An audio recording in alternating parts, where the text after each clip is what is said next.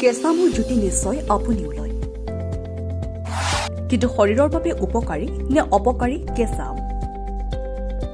ফলৰ ৰজা আম গ্ৰীষ্মকালীন এক সুস্বাদু আৰু পুষ্টিকৰ ফল, যি ভিটামিন চি, এ, ই আৰু এণ্টি অক্সিডেণ্টেৰে ভৰপূৰ।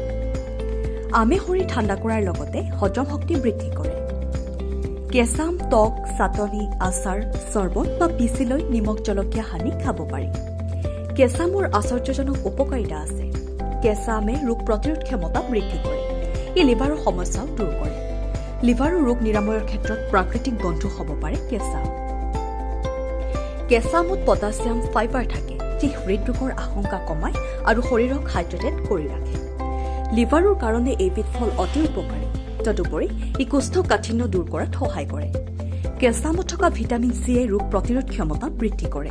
সেইদৰে কেঁচা আমে ৰক্তৰ সমস্যা, ব্ৰণ, ঘামচি প্ৰতিৰোধ, বমি ভাৱ দূৰ কৰা, শৰীৰৰ লৱণৰ ঘাটি দূৰ কৰে। কেঁচা আমৰ দ্বাৰা আচাৰ, চাটনি, টক, ড্ৰিংক, আমৰস আদি তৈয়াৰ কৰা হয়। কেঁচা আম প্ৰাকৃতিক এচিড, এনজাইমেৰে ভৰপূৰ। গৰম কালত কেঁচা আমৰ ফেচ পেক ব্যৱহাৰ কৰিলে ত্বকৰ উজ্জ্বলতা বৃদ্ধি পায়। কেঁচা আমৰ পেষ্ট ত্বকত লগালে ত্বকৰ মৃতকোষ দূৰ হয়, ত্বক মসৃণ হয়।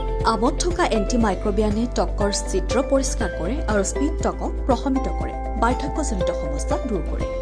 কেঁচা আমে ডায়েবেটিছ ৰোগীৰ বাবেও অতি উপকাৰী, কাৰণ কেঁচা আমত চেনিৰ পৰিমাণ কম থাকে।